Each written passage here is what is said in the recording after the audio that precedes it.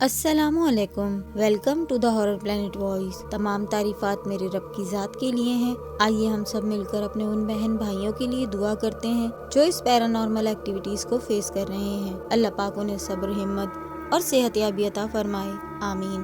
چلیں چلتے ہیں اپنے پارٹ 2 کی طرف۔ حیرت سے میری آنکھیں پھٹی کی پھٹی رہ گئیں، پلکیں جھپکنا بھول گئیں۔ سامنے ایک بہت بڑا اور عالی شان محل تھا جس کے دائیں بائیں گھاس اور رنگ برنگے پھول اپنی خوبصورتی کا ثبوت دے رہے تھے۔ کچھ نوجوان لڑکیاں میرے استقبال کے لیے پھولوں کی ٹوکریوں میں سرخ گلاب کی پتیاں لیے کھڑی تھیں۔ انہوں نے مجھ پر پھول نچھاور کیے۔ چند قدم آگے بڑھا تو کوئی ضعیف بڑھیا شکل موڑے کھڑی تھی۔ اس کے بالوں کی رسائی کمر تک تھی، مگر بال بالکل سفید اور بکھرے ہوئے تھے۔ کچھ پل بعد وہ میری طرف مڑی تو اسے دیکھ کر میں دنگ رہ گیا۔ حیرت کا شدید جھٹکا لگا، خوف میری رگوں میں دوڑنے لگا، میرے آس پاس خوف کا سایہ منڈلانے لگا، دل کی دھڑکن تیز ہونے لگی۔ بڑھیا کے نوکیلے دانتوں سے خون بہہ رہا تھا، ہاتھوں کے ناخن اس قدر لمبے تھے جیسے کسی کو قتل کرنے کے لیے رکھے ہوں۔ اس کی شکل انتہائی خوفناک تھی۔ بڑھیا کی آنکھیں بالکل سیاہ تھیں اور چہرے کو دیکھ کر لگتا تھا جیسے کئی ہزاروں سالوں سے جی رہی ہو۔ مجھے اس کی سیاہ آنکھوں کو دیکھ کر مزید خوف آنے لگا۔ وہ چڑیل نما بڑھیا دلہن کے لال جوڑے میں تھی۔ الٹے پاؤں سے وہ میری طرف آنے لگی۔ میں سر سے پاؤں تک پسینے میں نہا گیا۔ خوف اور وحشت کے عالم میں میرے تن بدن میں کپکپاہٹ طاری ہو گئی۔ میں ساکت کھڑا رہا۔ ڈر اور خوف کے اس عالم میں میرے منہ سے کوئی الفاظ نہ نکلا۔ اس کے گلے سے خوفناک آواز نکلی، ارسلان، اپنی شادی کے دن اتنا خوف اچھا نہیں ہوتا۔ شادی کا دن تو خوشیوں کا دن ہوتا ہے۔ اب جلدی چلو، وقت ہوا چلتا ہے۔ دل نے زبان کا ساتھ دیا۔ بمشکل میرے گلے سے آواز نکلی، کون ہو تم؟ وہ چڑیل نما بڑھیا خوفناک ہنسی۔ خون اس کے منہ سے بہہ رہا تھا۔ اس کے ساتھ ہی تمام موجود لوگ بھی خوفناک شکلوں میں بدل گئے۔ محل کسی پرانے کھنڈر کی طرح ہو گیا۔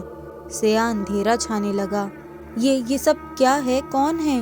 میرے دل کی دھڑکن کی آواز سننے میں کانوں کو کوئی دقت نہ ہو رہی تھی۔ دل اچھل اچھل کر باہر آنے کی کوشش کر رہا تھا۔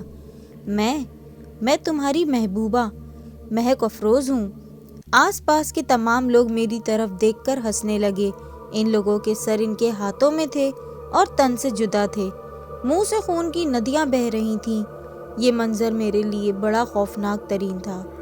آئیے پنڈت جی، جلدی کیجیے، وہ بڑھیا زور سے چلائی۔ آج اماوسیا کی رات ہے۔ اگر میری شادی اس سے نہ ہوئی اور اس نوجوان لڑکے کو میں نے حاصل نہ کیا تو میری خوبصورتی اور جوانی ختم ہو جائے گی۔ میں خوف سے ہکا بکا ادھر ادھر دیکھنے لگا۔ نجات کا کوئی راستہ نظر نہیں آ رہا تھا۔ پنڈت کے ماتھے پر سرخ اور کالے رنگ کے لمبے لمبے ٹیکے تھے۔ پنڈت کے آگے ایک خوفناک قسم کی کھوپڑی رکھی تھی جس کی آنکھوں سے خون پھوٹ رہا تھا۔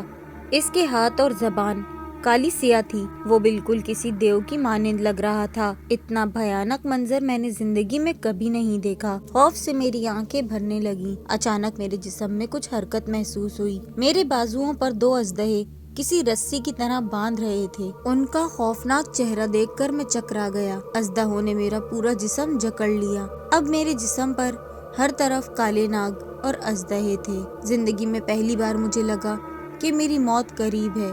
میں ہار مان گیا تھا۔ دہشت اور خوف سے بھرا منظر میری آنکھوں کے سامنے تھا۔ نجات کا کوئی ذریعہ نظر نہ آیا تو میں نے آیت الکرسی کا ورد شروع کر دیا۔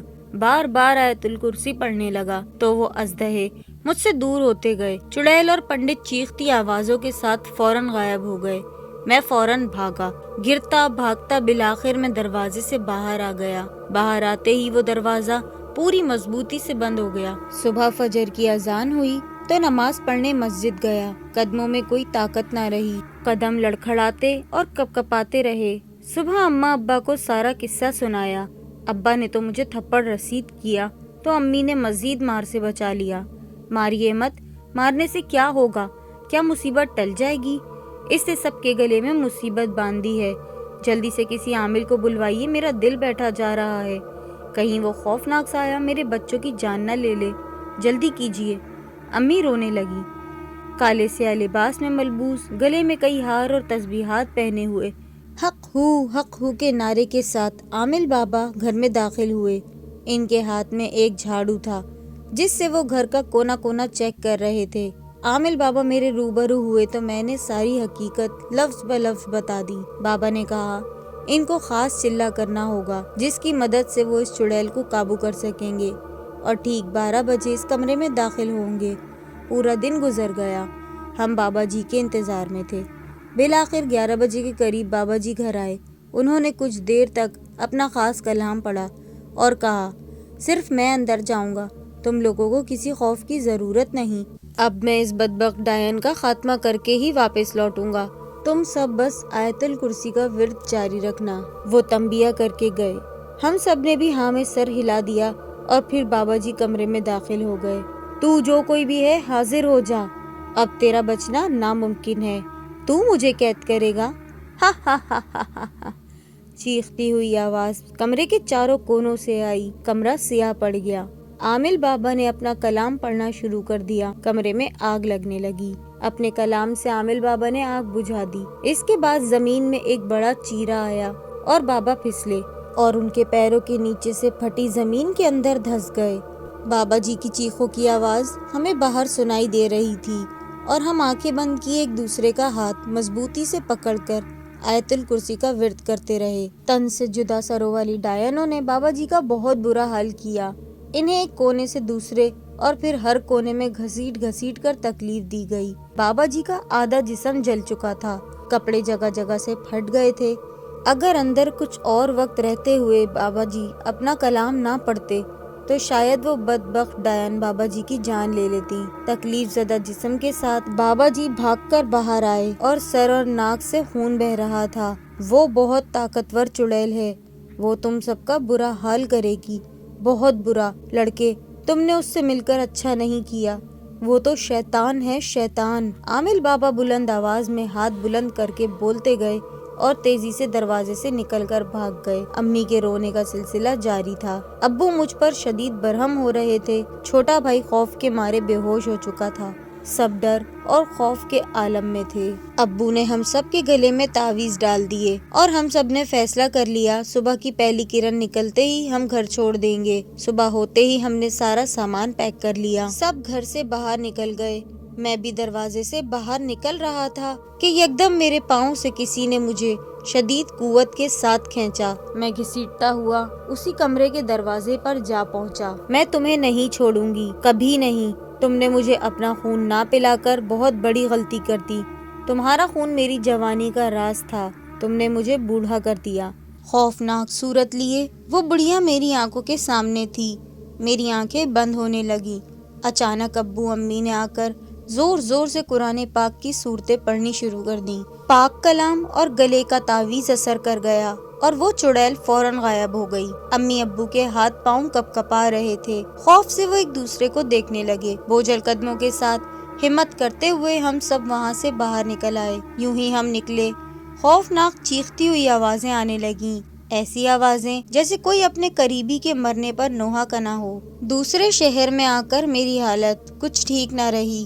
دن رات مجھے مہک افروز کا کبھی چہرہ اپنے پاس بلاتا تو کبھی اس خوفناک چڑیل کا چہرہ میری آنکھوں کے آگے آتا تو میری بند آنکھیں بھی کھل جاتی۔ دن رات وہ چڑیل مجھے خوار کرنے لگی۔ مجھے اس سے عشق کرنے کی غلطی کی سزا مل گئی۔ میرا چہرہ بدنما ہو گیا، بال بڑھ گئے، لوگ مجھے پاگل کہنے لگے۔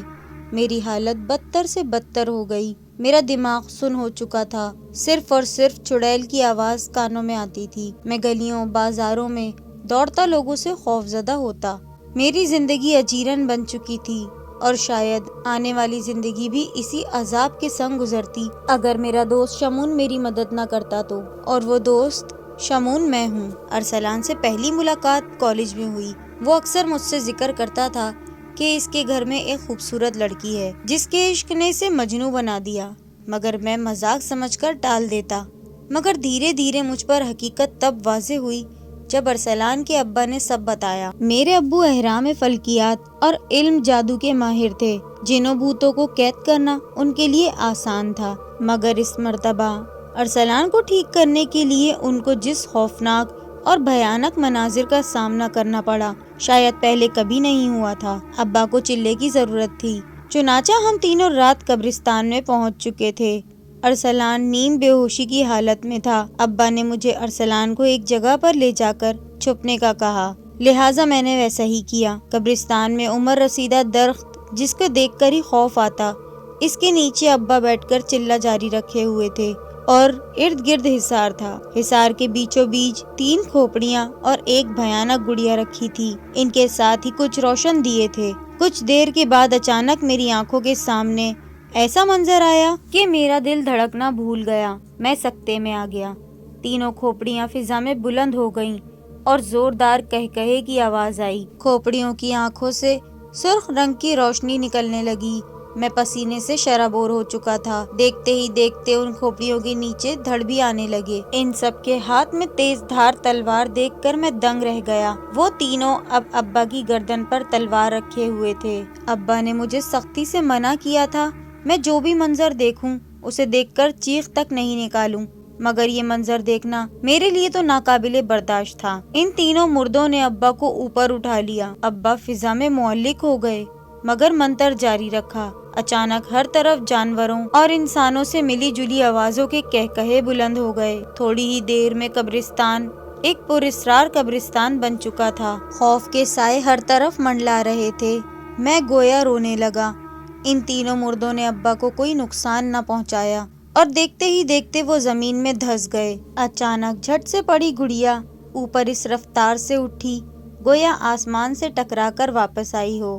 وہ ایک خوفناک سی بڑھیا کی شکل اختیار کرنے لگی۔ بڑھیا کے ناخن لمبے اور پاؤں الٹے تھے اور اس کے جسم کی بدبو مجھے اتنے فٹ کی دوری پر بھی آ رہی تھی۔ جھریوں زدہ چہرے کے آگے سفید بال لٹک رہے تھے۔ وہ زور زور سے قہقہے لگانے لگی، اچھا کیا تو حاضر ہو گئی۔ اب اس لڑکے کی جان چھوڑ دے اور اسے ایک عام زندگی گزارنی ہے۔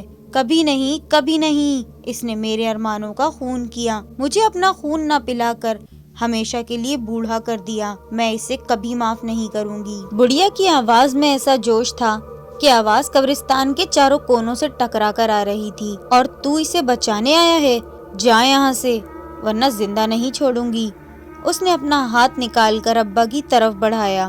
اس کا ہاتھ لمبا ہوتا گیا۔ ابا کی گردن کو زور سے اس نے پکڑا گویا ان کی زبان حلق میں اٹک گئی ہو۔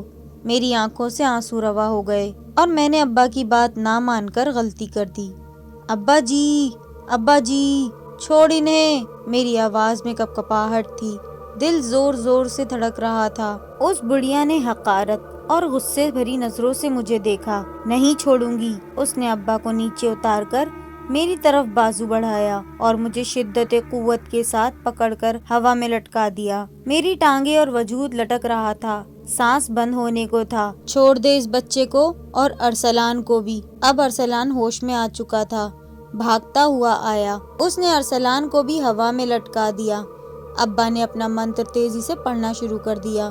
دیکھتے ہی دیکھتے ابا کے پاس ایک کانچ کی بڑی شیشی آ گئی۔ نہیں، یہ شیشی دور کرو۔ چھوڑ دے دونوں بچوں کی جان ورنہ تجھے قید کر دوں گا۔ جانتی نہیں تو میں بہت طاقتور عامل ہوں۔ چڑیل کو غضب کا غصہ آ چکا تھا۔ اس نے فوراً ہم دونوں کو زمین پر پٹکا۔ ابا نے اونچی آواز میں منتر پڑھا اور چڑیل چیخنے لگی۔ نہیں! اس کی چیخ چاروں طرف پھیل چکی تھی۔ ابا نے ہر طرف آگ لگا دی۔ چڑیل کے چاروں طرف آگ تھی۔ ابا کے منتر کی آواز سے وہ بے ہوش ہو گئی اور یوں لگا جیسے آگ نے اسے جلا دیا ہو۔ اس کی راکھ اڑ کر شیشی میں خود بخود آ گئی اور ہمیشہ کے لیے قید ہو گئی۔ ابا نے خوشی سے ہم دونوں کی طرف دیکھا اور ہم تینوں واپس گھر کو لوٹ آئے۔ آج کتنا عرصہ بیت گیا۔ ارسلان اب ایک نارمل زندگی گزار رہا ہے۔ ارسلان آج بھی میرا شکریہ ادا کرتا ہے۔ میں نے ابا کے ذریعے اس کی مدد کر کے اس کی زندگی کو نارمل بنا دیا۔ ابا کی وہ شیشی آج بھی ان کے خاص کمرے میں ہے۔ ہر سال اماوسے کی رات اس شیشی میں سے زور زور سے چیخنے کی آواز آتی ہے۔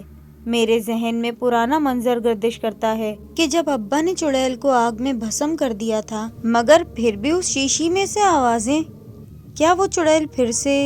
یہ سوال اکثر میرے وہم و گمان پر طاری رہتا ہے، مگر پھر میں خیالوں کو جھٹک دیتا ہوں۔ یہ تھی ہماری 2 حصوں پر مشتمل کہانی۔ کیسی لگی آپ کو کامنٹس میں ضرور بتائیے گا۔ پسند آئی ہو تو لائک کریں، ہارر پلینٹ وائس کو سبسکرائب کریں اور بیل نوٹیفیکیشن آن کر دیں تاکہ آنے والی تمام نئی ویڈیوز اپڈیٹ آپ کو مل جائیں۔